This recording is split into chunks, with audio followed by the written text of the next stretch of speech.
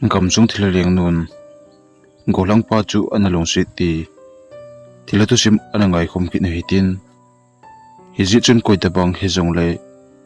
Jerry Changsan story a wang sit pi a honglut kha masat pen ni hi le nangai lu na bet cha na in like le subscribe hin bol degin tim leng ye hi su ke we tun e hon chong thil dang sei be lowa Thusim langa analut pon taw hiti ko chung khat hem John thang kiti gulang khat hi an umin ama hi anewa pat in chung gen thia kun hin ama hi apata bo cheng khom a hi hlotam chule ama aneina a anu in alaisit in khu anada pa pa hin John thang jong gulang leng set a hi ta ji in gamlen ti ho hi athano pi pen chu a hi ji in aman jong gamlen hi na lung lu hle jingen hi chi panga chun gamlen nga anabai kon do asi in a hele ama jong gamlen agut na ngai na achun gama apon do popo le lo hleng ta achun sa kap lo wa ahong kile ji pun sa hi a hen kap te te ji in hi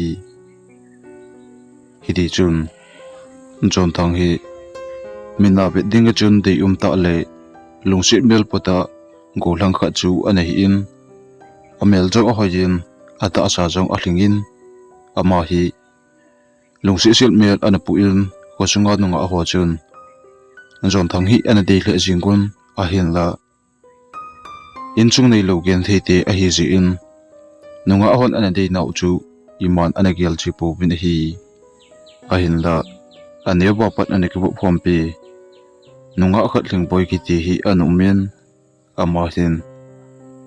John thang hi lung sit na ana chan chu ane wa pat ana chan hitan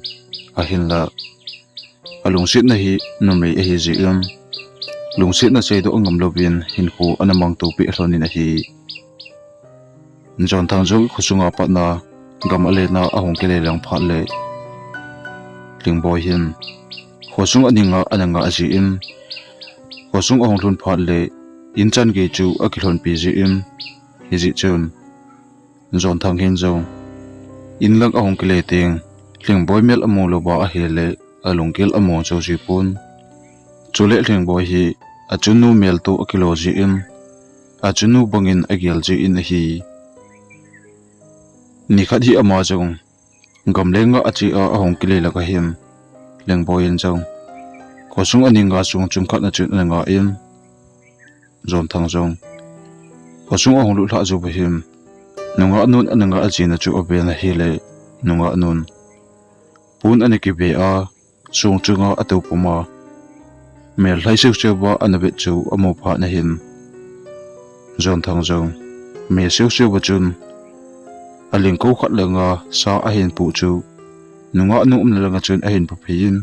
nunga nu kom apa chun leng boyen jong heo tuni chu na lelem na sapu jong alen hle jengi tin hi chum John thangin jong hengi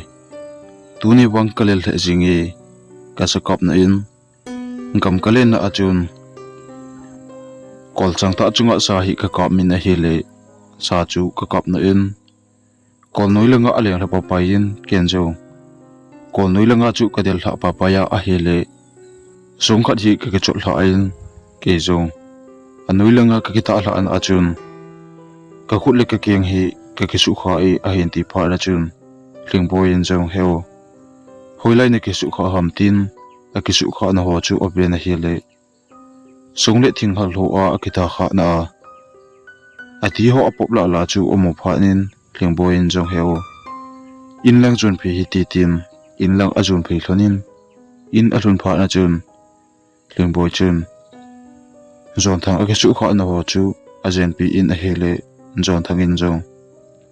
hiti a ling boy in gen theita a ananga aji a asin sa dan ho chu obien na hele ling boy chu ania wa pat a hin ki bu khompi le a thal khompi a hi ji in ngutima lungsi na chu ananei ta na hi lungsi na ani ba nga hin ling boy in jong a sei ngam pun John thang in jong ling boy ko ma alungsi thu chu analen ngam pu na hi di chun jan si le amani zong in koma kem chunga chun atu khom hlon jin nom chu asa hle jing hlonin a hin la nong se thu a sei do the chu koima an om hlon pun loile pai banga hin kho a hin mang to pe hlonin ni khat hi ama zong angai banga chun gam deng ding a ki ko do ki nin hi chini a chun alung sit agul ngai lingboy en het sa lovian pu an ki pu in meithal ki punin gamong sung lang chu an jon ta na hi di chun gamong sung la aluna him ni dang banga chun zon thangin zong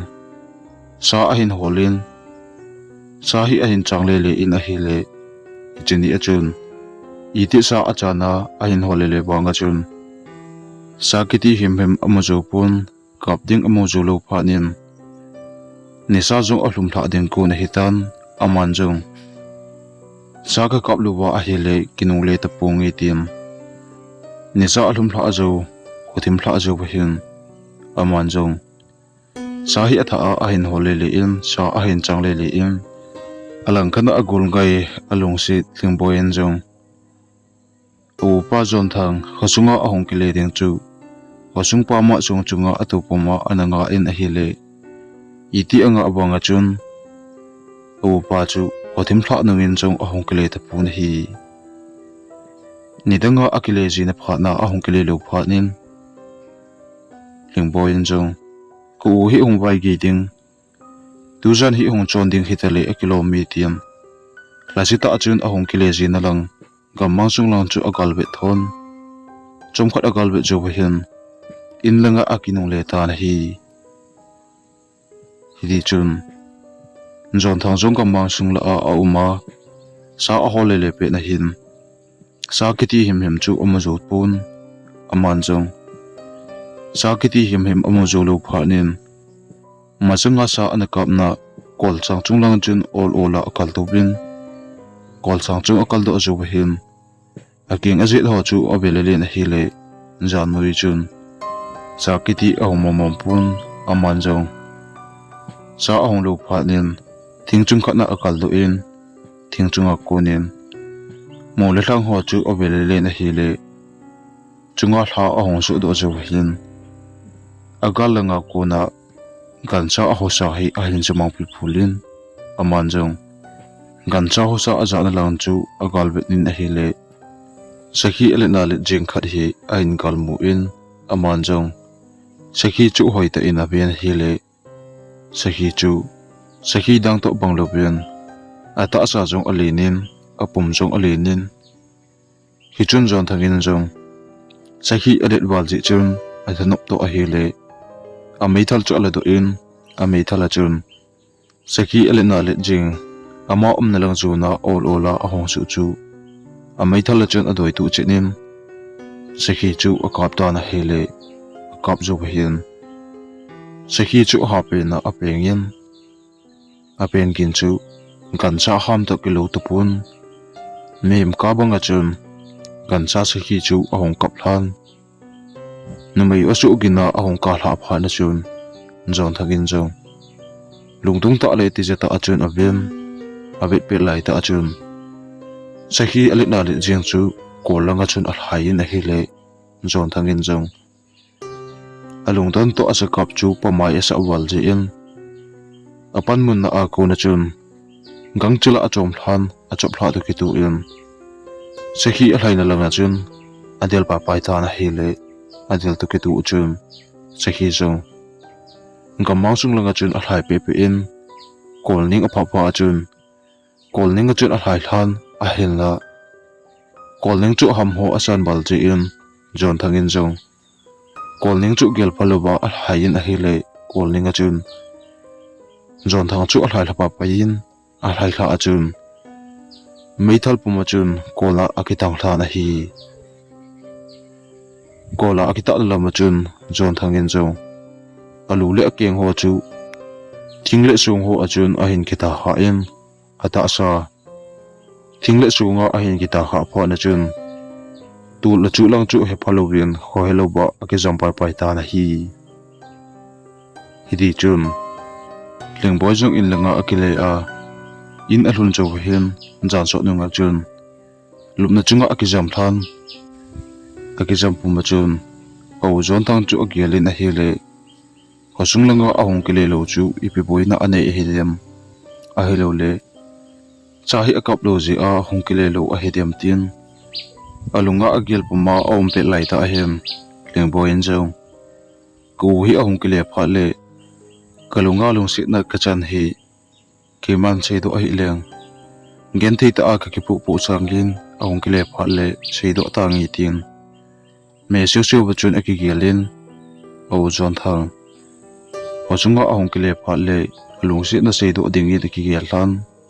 ki pa ta achun jan chu o ke chol do ta na hi le ajan manga hin ait kha lo gamang sung khat na anumin aman jong gamang sung lang chu obelele na hi le mem tu chat gin te bang hi a hen jamang phil phulin tu chat gin a za chu angai na hi le alung sit o zon thang o su to kilo o sa phanin aman jong all ola anai lu ni na hi le bapi na khat hi a hin pha den ko na chun agal chu achi pe thi ta pun aman jong bapi na lang chu abe na hi le bapi sung lai ta a tui chunga gulpi alet na let jing ka set khat hian ameya alung si pen o zon thang gulpin ana be kola ki thopi ngai cha o alung si pen zon thang apen gin chu gala pha na a hen ja phanin thing boin jong o chu eti hu do ding ati bangin adin na a kon chun bapi na chu agal pha thi momong ta pun aman jong au alung sit pen zon thang chu asap to thun iti ako wanga chun ako gin le tu sat gen chu au alung sit pen zon thang gen aza pi ta pun hi chun kheng boin jong iti kal su na alung sit pen au zon thang chu ki thu pi ding ati bangin badung chu apamo mo thei ta pun gulpin jong alung sit pen au zon thang chu bal phom ding ati lai ta ahem leng boy jong ha pen na chun a peng in a hele a imut na ako na ahong peng khangin aman jong azan mang chu gelin a hele au long sit pen zon thang gulpi ka si khaniam awal thum ko chu gel do phanin a kicha to amang chu ta ta a hedem tin along sit pen au chu a kicha pi in zani molowa jan so nung chun aki gel ta na hi alang khana zon thang zong kola akita ha na mona chun gan hing gam chu chule to chibai bong hon ata sa chunga kola akita na ama ha aput na le thisan apot na ho chu acho buwa ani phar ba chun zon thang rin jong ati chung chu na a hin sa di du in ati chung anat na ko na khoi a hin hemang phil phulin a hele aman jong kho a hin he jo hin ata sa chung chu na a hin sa in all ola akizam na ako na atho do ko na hele iti atho do gut wanga chun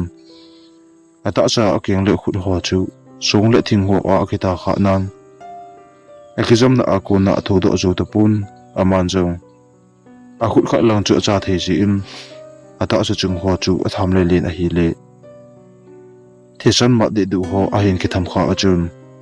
kola akita na a ma ha apop na a thisan ho chu gam ju hon athile ata sa nei ding na ti chu ain ki khoi kha phanin na asa bal ji chun na kun athile ata asa ho chat wa ba thilobin agalang chu abelele na hele aman jong thingkhat hi a hin ki mu in au ma akithol puma chun thingum na lang chu anai lu chi chi em thingum na apha chun thing chu ki tu in all ola ading do in a hele again khat lang chu ha ki su kha wal ji in chat jong a chat ba wa thei te pun zon thang jong mi ha ta le mi long len ta khat a he ji em a ko ma jin ho chu obelele na hele thingkhat hi a hin ki mu in chi thing chu a hut tu chun a hin ki bu im aman jong a galang chu obelele na hele sa adel lama kola alen la pa pai he dan chu a hin he do phanin zon thangin jong hosung langa akile ding a hi a hele kol chung akal do masat angai ji kol chunga akal do thelo ding le hosung langa akile thelo ding a her phanin chi kol noya gamang chung chu agalang ol ola anai phein tingkol aki pu machun akiang khatlang chu kai pe in amasang lang chu ol ola azun phi na hi le phabe pi ezo do zo hin gala kun hin meiba akhat hi a hin kalmu thon aman jong khin chu na ding chun agalanga meiba amon lang chu ol ola azun phi ta na hi hi chun meiba omna apha ding ko na chun gala ko na hin meiba omna chu in neu khat a hi chu a hin kalmu pha nin zon thangin zong in chu anai lu che che in apha ding ko na chun kol ning no yam meiba amona in neu sunga chun ol ola alu ni na hi le alu la zo ba chun in chunga nunga akhat nin me ati a na to chu omo pha nin zon thangin zong nei ki thopin ati tai lo chu seiman lovin akisu kha na ma ha ho chu athu chu lo phanin khoi lo wa lo pa pai ta hi hi chun phachum kha ju ba hen jon thangin jo ho hi hen he mang phul phulin aman jo amit chu ol ola a ha do ena hi le in neu sung khada anum chu amodo phanin aman jo ata sa chung kisu kha na ho chu obele le na hi le ata sa chung thingle sunga akita kha na maha apop na ho chu thingna lo na ho ani ke be khum chu omo phanin aman jong lungdung ta achun in chung chu obele le na hele mei ikiti na mun hin nunga khat atu chu omon aman jong khoi ta ina be na hele nunga nu ata asa chu ongo si si nen jon thangin jong nunga nu chu ho ding ati na hele o chu asu do wa wa thei pun agala tu nunga non jong jon thang acha lo kin le a chu chu a hen ja phanin jon thang um ranga chun ahong kile hein a hi le ahong kile hei to ki tu in jon thangin jong nunga nu amalanga ahong kile heya amai su a hen mu chun masanga analung sit jing aneusen kol chan khompi leng boy mel chu a hen mu phanin kidang asa to a hi le aman jong leng boy mel to akilo to ata sa putdan akiba chu umu phanin nang koi ni ham tina dong ta na hi le nunga anu chun amma nalang a hen chun phin ako ma chun ato hlan jon thang ko ma chun heo nalal bole nata sanat na ho hi athu zo lo a hin chom khol ki chol te di o tim nunga anu chun a khut to te ni a chun jon thang mai chu chu le le in a hi le jon thang jong nunga anon amai a chu le le to ki tu in akizam na ako na chun ai mu thakit ta na hi hidi chun lengboy jong atho do zo ba hin azan mang chu gele na hi le kidang asa to o hi ipi chang dem tim jon thang te lang chun a che phe yin o chu o hole na hi le in ahong kile lo lai chi im azan mang chu gel le di the sa pun alung gel chu ka chol do mo to pun aman jong o alung sit pen ahong kile ding chu anga le hle jing in hi idi chun ni hla a hen thleng boy in jong o ahong kile jina ananga ajina mun chun hosung ning lang chu on jon phein chung chung chun o ahong kile ding chu anga in hi le iti anga obanga chun o chu ahong kile ta pun hi alang khan do jon thang jong ai mu na aku na khu a hin hen ho he ju ba hian ni hla khu tim hla ding kon jo a hi tan aman jong ata sa maha apop na ho chu obele le hi le ata sa ho chu maha apop na kiti om tapun chule ata sa chu ka thing na lo na ho akibe ho chu an tapun cha ding ati na hi le acha thei lo pha na chun pulanga ko na hen jan hla a anamono analung sit jing leng boy mela kilang no chu in chinga ahong hlai lu nin jon thang ko ma chun heo ipinati ham tin dong tan hele zon thangin zong kadang acha e kagile kele tia asei pha na chun nunga nun zong heo chung khat anu mo keiman an kohon ho hindop pi ingatin tui hindop pi ingatin keiman ani sa ingatin na don cha na nge tin bule tui chu hindop pi in nunga nun zong zon thang chu ni sa im jen the a hin jenin a hile zon thangin zong along sit pen thing boy mela amuji in nunga nu chu a hin lung sit dim hosung langa aneu sian kulngai along sit chu a he patapo na hi hiti chun zon thangin ane het lo wangin masanga polna gam ana lenji apan gam sung thile leng nun ana dei cha chu na ki het do pon zon thangin zong hi chini tha asa akap chu samai mai helowa thileng nu kan chamela hongkilanga thang boy chu a hen pui manga kola chu okita ha sa a ain lung sit ding le adal ha thelo ni dinga alung sit pen thling boy mela kilanga zon thang chu anom pi hi hi chun kam sung thileng nun jong atani na le athil bol the nan zon thang chu in kha chunga anom pi in a hin la zon thangin ane lo bangin aum namun chu mun nom ta le long sui pel no mela akilang chu thilaleng du a hilam he phalo le aum na in neu sung chu thilanun abol theina le athanei na a amin asu bo pe a ata asa le alung kial ahlema aum namun chu in mela anamo sa hi hi chun phalini ko achal banga hian thlengboin zong along sit pen o zon thang hosunga ahong kile ding I ti anga awanga chun zon thang chu ahong kile tapu na hi alang khana zon thang zong ni I zadham om zowa pat him ata sa ahong cha thei chi em ata sa ahong ha do zo him ai mut na akon acha thelo na akon ahong cha thekin zon thangin zong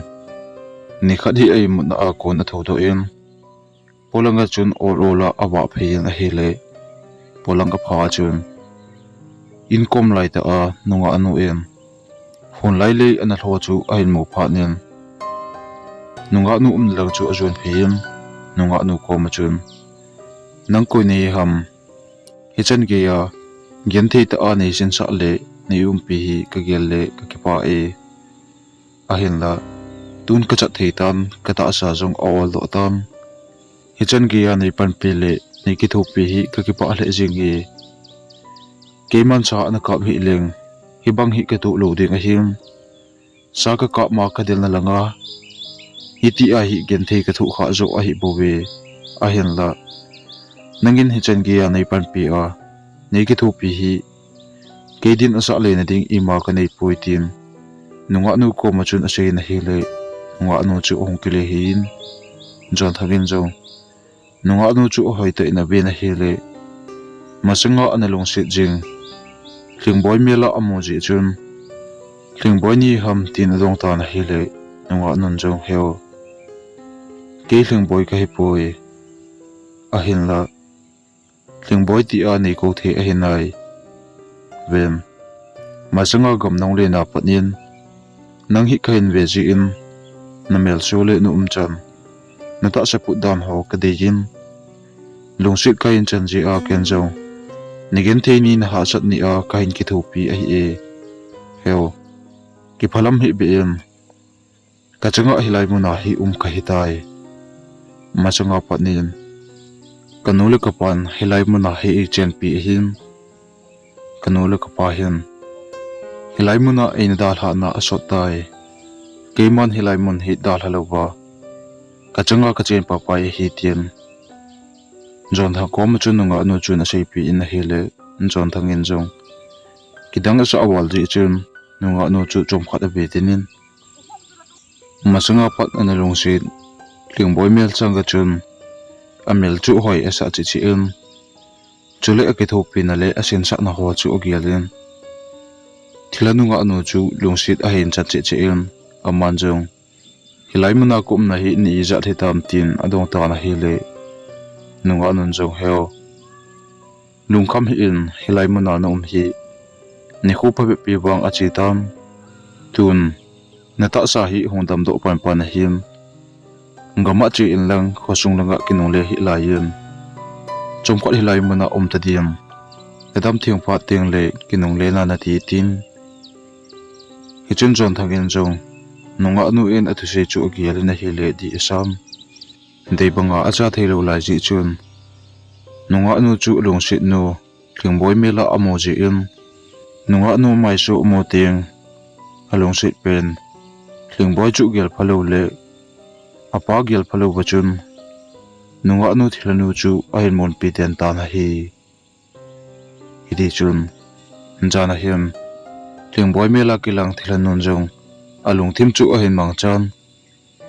jon thang ko ma chun ji phin jon thang ko ma chun heo nalel wa a hele polanga pa chale khun tu hom na hi ti tim jon thang chu tim ta hele jon thang in jong alung sit pen thingboi mela amoji em chi thilanun atu sei chu anop pi in ama jong akizam na akuna ol ola ading do in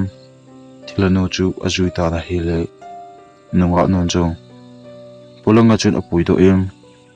agalang chu ol ola anai pi ta na hele jon thangin jong ngala pa na hin pa chalei sum khat hi a hen kalmu in hi chi pa chalei sum chu sumhleng chu adim se den sumhleng chun pa chalei sum chu op kolun a hele pa chalei sum chu sumhleng ti a ko na awa in vetnum nom om hle jingin a hi chen jon thangin jong pa chalei sum chu avelele em nom cha wal ji em ahin khu a amu kha lo le apha kha lo na a he ji em nunga nu ko ma chun amun hi enom wale tin pa chalei sung la chu ol ola ajun lu thon ta hi idi chun pa chalei sung chun jon thang le nunga nu thilanu jo pa chalei lai sunga atu khom phanin tlingboi mela kilang thilanon jong heo hilai mun hin kania wa pat ka changchi a hong khang lin khe ji im eum khompi ding chule e hlat khompi ting ka bai mo in heo ni izat hambo a hi wangin nang to kum khom hi nom ka sam chule kain jena khain sin sa apa nang hi kain ngai chi chi im nei dal ha ding hi ka gel le kalai anan lunghel non ei bo me ti a thaseta a om pe lai ta achun jon thangin jo nunga nu chu aben hi le along si pen thing boy mela amu to lasit mel puta a atu hla chu umu phanin jon thangin jo nunga nu chu a hin long sit lim ni denga kun an long sit sa thing boy mela amu ji in aman jo vem ken jong ka hin mon ni chun kidang ka sa mama jingi kalong sit pen thing boy mela ka hin mu hi ka chunu pangin ke gelin ka ju pa jong kel phalo le kalong sit pen thing boy jong he phalowin na ko ma ko hi nom ka sa em nang hi thing boy mela ka hin mutai ven thiding ko na nei hu do chu ke dia aman lu in tun nang dal ha ding ke gel le ke gel thei mo mo poi hi jong le ni khat le kong ki tho tho ding a hi tun khosung langa khat ve ki nong le ing ka tin kong kit phal le no ma ilen khom ding a hi tim nunga nu chu aben a hi le nunga nun jong heo nong kile ki ding ka gel le kanga lelin nei da hla ding ka gel le lung hel nan ei bo me tiam leng boy mela kilang thilanon jong lung sit a chan theina ding le ong kile ki theina ding yam jon thang chu alung gel a hin hol ta na hi hidi chun jon thangin jong alung sit pen mela amu ji em leng boy gel phatalowin ki pa ta achun sumhleng te le na le pa chalei lai sungla achun atho khom phan ta na hi hidi chun phalin khu achal bonga hem leng boy in jo alung sit pen au ahong kle ding I ti anga a ahong kle lo pha nin masanga analen khom phan le masanga na tu khom thon lai ni akil do in aw chu angai chi chi in along sit pen o zon thangai na a hin khu a hin man phat din an le tui jok do nom lo ba hin khu a hin mangin aman jo an ni lo le tui don lo ba hin khu aman na asot pha nen ata sa ahong thasam chi chi in ling boy jong anat nan ahong pang do ta na hi chun ling boy en jong along sit pen o angai wal chi in cha thelo ba lupna zal kun chunga o chu oko ko ta na hi hiti chun phalin ni khu achal banga hin jon thang le ling boy mela kilang thilanon jo ki pa ta chun hin khu a in man khom thlon in jan khat hi jon thang jo I mu hladinga am lai ta hin alunga aniwa pat anaki wo khom pi le along sit pen ana hat khom pi ling boy chu a hin gel do in ling boy hin gel do pha na hin gamlenga na vai kon do apat sa ana kap na ho chu gelin a hi le jon thangin jong tuwa khom pi no ling boy long sit pen amela akila to ni thi asa lo pha nen lungial khat hi a hin ngai tu in aman jong nunga nu ahong lu jo hin aum na ko na chun thil khat ala banga hin all la chun akun than akyang tu te ni ki ka a ko na chun along sit pen no ling boy mela kilang no chu aven hi le aum na mon chu in hitalovin gamang sung la akol no ya ko tong sung la abun la a hi chu a hin mo phanin nunga nu adinal chu abe kitnin a hi le nunga no chu ling boy mela anamo no chu miyam ta ana hitapun gan sa ta bang ata sa jong chu we the som a hitapun hi chu omomo chun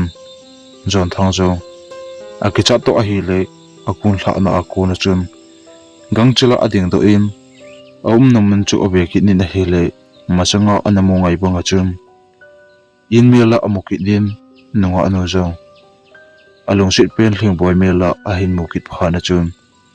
jon thangin jo so na a hele a boilo ding a het phanin lungel khat hi a hin ngai tu ta na hi hiti chun nunga nu ko ma chun a che phein jon thangin jo hilai muna ko he so le jing tan tun ko sung langa kinung le in katim phacham khat jo le hilanga hong ke le ki na ngai tim nunga nu chu ase pi in nunga nun jo chom kha chu abiam chom kha chu ba him heo nida hla den ke gele kala ya la in a hin da nong kile ki ding ki ne ma kananga ajing ding he ti pha na chun jon thang yan jo hengi kong kile ki te ding he tim ajing de khu ahim jon thang yan jo a mai thal le apu ne ki pu in kinung le ding ko la hin lanu chun heo nong kile ki ding ka ajing ti ka hin nu che pha le sa hi kap de te yin chule sa na kap de te ne tigin ne kinung le aga ma sung na pha ting sumhleng ti akon hong khang len ka sa khlanga ko na hong ko nun tin lang sai sip mu le chun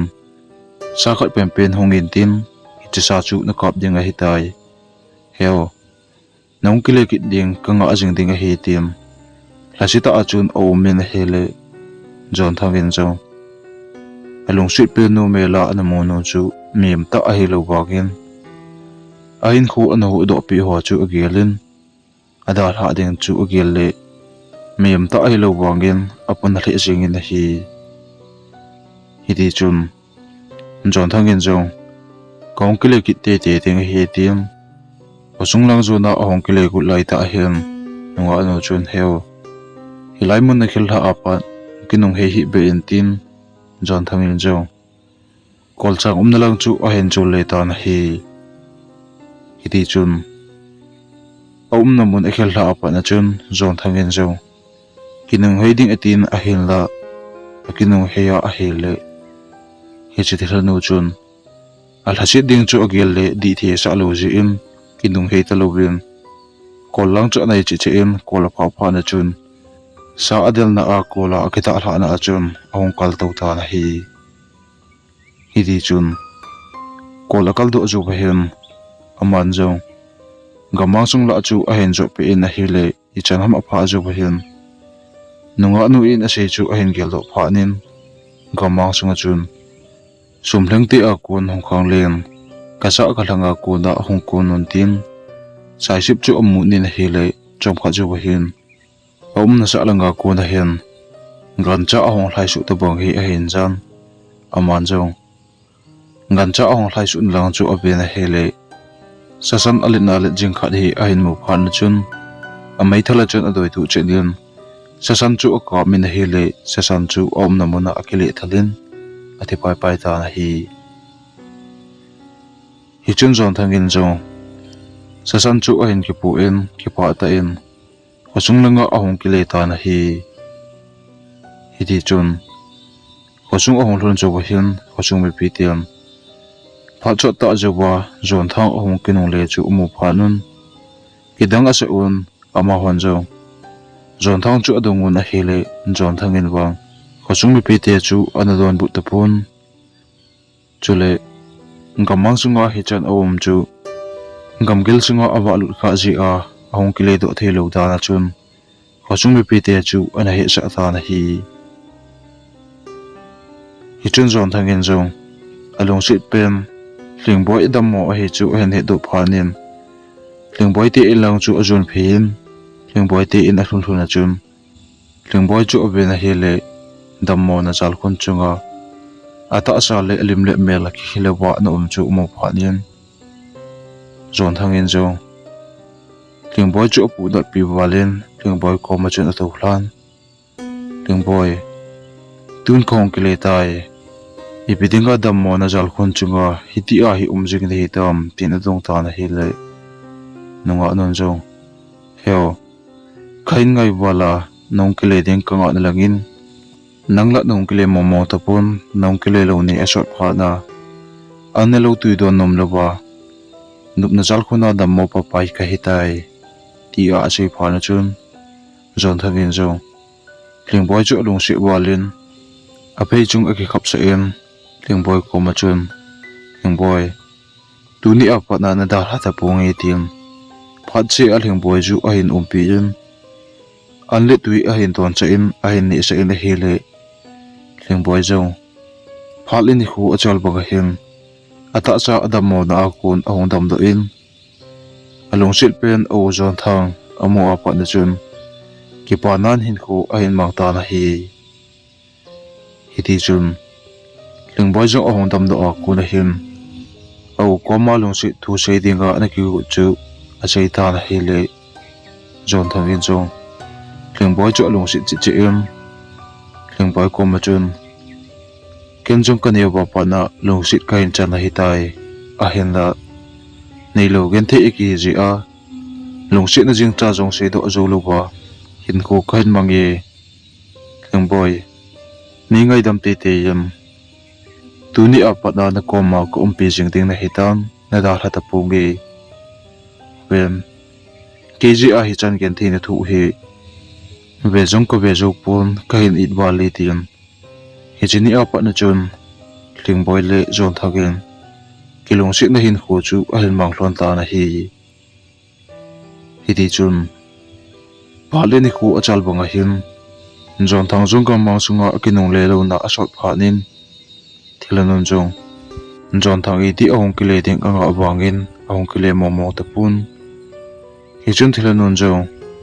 zon thang building him mai lama chun khosung langa anaki tol chu ta hi le chini hla achun zon thang le thing boy jong ki pa ta achun khosung aninga kem chunga chun ato khom hlonin zan so nunga him amani jong ki pa da ato khom hlon pe lai ta hin khosung sa langa pat meilom ahong ki tol chu amo hlon pha nin zon thang le thing boy en jong kidang asa hlon ji chun pha chum kha chu obel hlonin a hele thilanon jong meiloma ahong ki tola khosung a hin pha hin zon thang le thing boy ki pa da anom chu mo pha nin thilano jong miem pa zon thang chunga alung hangin meiloma chun gamang sung lenga akitol mangta na hi hiti chun Jana hin thang boy jong ai mut pe na hin mang ki dang ta khat hi anain azan manga chun gamsung thila leng nu chu ahong kilagin thila leng nu jo jon thang ko ma chun ma chunga patna na hong kile teng kanga a hin ke hi gamsunga leng nu ka hi nong kile lowa a hele hosung mi pi te chunga ka khan si ding chulet na long sit pen nu ka tha de ga hi anup lowa a hele hosung dal ha in hong kile tan chuti hi lowa a hele hosunga kong khan si ding hi tin jingka hong tho do chu chun jon thang in jong azan mang chu gialin a hele di the sa apun chithilanun bai hla na anei chu gialin a hele jon thang in jong majanga pat gam an le na pa thilanu chun anu azui jing a hi dan le anadi chat a hi chu a hin khian do pha nin along sit pen thleng boy da hla a gamma sunga ki le ding chu gialin a gial thei momo ta puna hi a hin la akile lowa a hele thilanu ahong khan sit na along sit pen thleng boy a hin tha deng le hosung mi pi te chunga ahong khan sit ding chu gialin aman jo gamsung thila leng nun ni thum ate pi ni alhin ma changa hin jon thangin jo along sit pen thleng boy koma thilum dan chu sei pi thilanun ni thum ate pi ni alhin ma changa akile lowa a hele amale khosung mi pi te chunga akhan sit ding dan chu sei pi chule ni alhin dan chu sei pi phana chun thleng boy en jo khatum khat chu gelin chum khat chu hin heo neida lai be thi ding hi jong le thingap chan ki pe do ta nge heo nangbe a hin ko mang zo po nge hosung mi pi te tun a pe pe nen he sa hi tin hosung mi pi ten i tho pi the a i tho pi ta wen ti heo hosung mi pi te he cha ta hi ti phanen jon thangin jong thilum dan chu gialin a hele aman jong along sit pen da hla a miem ta lo kom zo ding gial thelo phanin thleng boy le jon thangin jong hosung mi pi te chu a he cha hlonin hosung mi pi te koma pan pi na chu thum hlan ta na hi le hosung mi pi ten jong jon thang le thleng boy akilung si hlon dan le akingai lu hlon dan chole jon thangem hosung mi pi te na pan pi dan a gialun hosung mi pi ten jong jon thang le thleng boy chu pan pi tengin pha a hin sa taw bin hi idi chun hosung mi pi ten jong adoi bom chu chu a hin la do un doi thu a hin sam khomun thilanu ki do pi deng chu pha a hin sa taw bin hi idi chun ni thum alin ni masanga hen hosung mi pi te le jon thang le thleng boy en jong thimpu pa na lang chu an jun pheyon thimpu pa ko ma chun pan pi na hi thu mo na hi le thimpu pan jong hosung mi pi te le jon thang le thleng boy za chun gamsung thila leng nu khu thilha mai mai a hi pun thilha la a jong thanei pen a hi ka thanei de ama khu zo pongi a hi la alampi khat bang a umi keman ka thanei nan nang ho hin pan pi na weng ye chulet nang ni hi chipat jang hi ki bu hloni lang hi chithlan hun nang ni chunga khan se na abol thelo ding a hin la ni pe pe ke ban hosung hi ka beng tup the him hi chini ma changa thilanun hosung le nang ni na da hla hlon lowa a hi le keman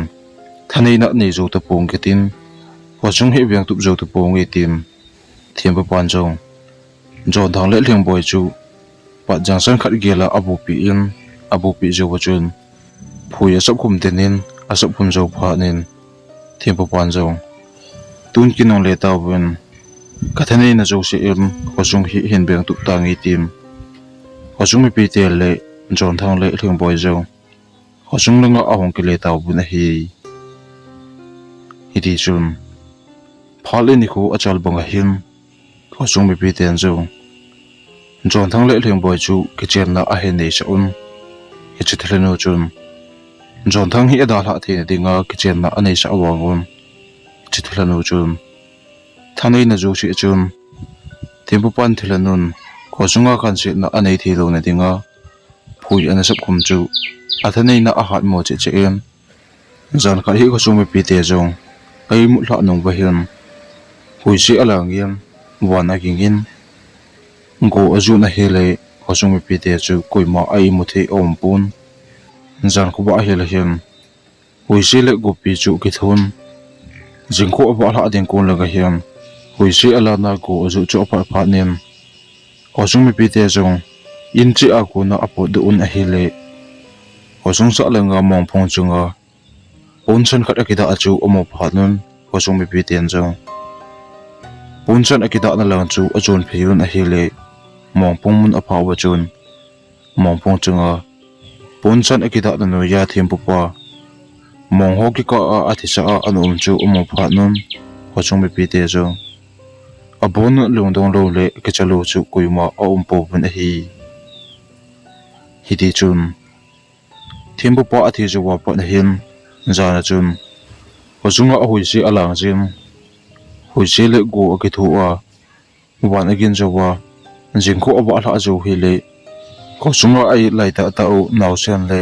chapang ho chu aban pa na ahong thi pan ta bun a hi hiti chun phat ahong chi chi in jan chi a hiam hui si alang jin go azu jin jingko aba hla si le hozunga naw sen le chapang ai laita ta u a ha thi wal pha nun ko chunga nu pi hole upa ho chun thempu pa a thi pha na hi chi Thilha no chun ko chunga khan sit a hin bol hi chu a het pha nun ko chung pi ten jong upai dang anei lo pha nun chon thang le lengbo in lang chu jun pi yum chon thang le lengbo ko ma chun ko chung pi ten jong hi chan chu Thilha leng nu a kon thempu pan ko chung hi e beng tu mon tun thempu pa a thi nong yam kai laita ta u chapang naw sen achunga kan che da hin bol hi ka be zo to po we iti nang ni hu do ding ti jong le beng ko chung pi tem thanei na him ka nei zo to po bun nang nim chapang le naw sen a ku den nei beng tu ta ben tim ko chung pi te chu taw taw ben a hi le jon thangin jong ko chung pi te hi cham nei beng tu mo ba nei ki tho pi hi keidin aman tamin tunin keiman chapang ho hin kho hin weng tup tang e tim hosumi pite jong ni hla lang ga chun in che a akile un hojin hla jo hin zon thangin jong along sit pen thang boy chu obe na hele naw oba pet da hla deng chu agel thei mom mom pun a hen la hosunga naw sen le hosumi pite a ha thi wal pha lim zon thangin jong along sit pen thang boy da hla a hosumi pite dam na ding a hi zo le tim lasita le line ta chun aki gel gel ta na hi le chom khat jo hin aji nu thing boy in jong au lungkham ta a to chu mu pha nem heo ibidinga lungkham ni ham heo gin thei khom ding a him nupsa ni le nupsa khom ding a him thi khom ni le thi khom ding a hi heo nang thi le ke jong athi sa ka hetai nei da la hi heo nang lo wa mo zo pong nge tin hi chun jon thangin jong hing ye hoya na da la pong ye na koma ko jing ding a him hongin ki chol ta hi ti tin zan ki chol do ding in lup na lang chu azun phei hlon ta na hi ti chun jana hin azinu ko ma chun jon thangin jong hling naw sen to no ma len khom deng kanga le le jingi na ta sa alel bal ding him no ma ke chol tan tim azinu chu jon thangin jong apei chung chu ki khap se in I muladinga naw sen banga chun aniawa ki bu hlona pat la an sa khom thon ji gente ni hem ki pa ni hem nopsa ni he jong le to khom pi ding le thi khom pi dinga lung sit ka hin cham o lung sit ti chun jaila oi pi in aji nu chu athlim ta na hi le aji nu jong chom khat jo hem ai mu hla anong chun jong thangin jong all chun azinu chu ape chung ki khopna ko na chun ki hin kangin aman jong azinu angai ta alung sit pen lingbo chu abe em amit li ki thi pum chun ina pat na chun polang azun do en polang apa pha na chun hosung chu abe na hele meilom ana kai di chu amu phanin aman jong thempu pan azinu le ama ahin kho agi beng tu na dinga pat jang san abu pi chu akuna ko na chun hlam thlan chong kha jo bahim hosung mi pi te le kaji khela ke ma ke pi do ka hetai tun ke ma hi nein le pui tan tin hosunga asa phong pe lai ta achun hosunga chun meilom a ha jin che che em meilom a ha jin cho bahim meilom a chun zon thang chu aleng mang ta hi hiti chun jingko oba la jo bahim ling boy jo ai im na ko na chun a thau do in aji pa chu obe na hele aji pa om lo phanin in chung ho chu hole le na hele aji pa him chu ma zo tu pun aman jo naw bo puma chun aji pa khosung weng sung a hin holin a hen la khosung hole ga ma sunga ama zo ma mo tu pun hi chun aman jo khosung lang ale ju ni na hele khosung lai lunga aji pa in pat jang ana bu chu khosung lai lunga amu pha na chun ling bo yen jong heo ipidinga nei da ha te te ham kele na cha hiam iti hin kho hin mang hlonin katim nangbe amo zo mo nan tem pi a nei gelem heo nei da ha ding a hi zong le nei he sa mo ham thakat na gen the thu hom ding hi han nop sa ni thu hom ding hi zong le thu hom pi dinga ka hen de hlena thi hom pi dinga ka hen zo hi ta lo ham heo na selung o e tim naw sen ka banga chun a kap hlan khosung mi pi ten jong lingboy akagin aza phanun khosung lai lung la akidel te nu na hele lingboy yen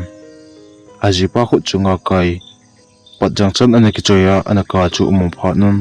khosung mi pi ten jong khosung mi pi te beng tu na denga jon thangin hi chi apat jang abu da hla a chete hlanu anga akipi do dan le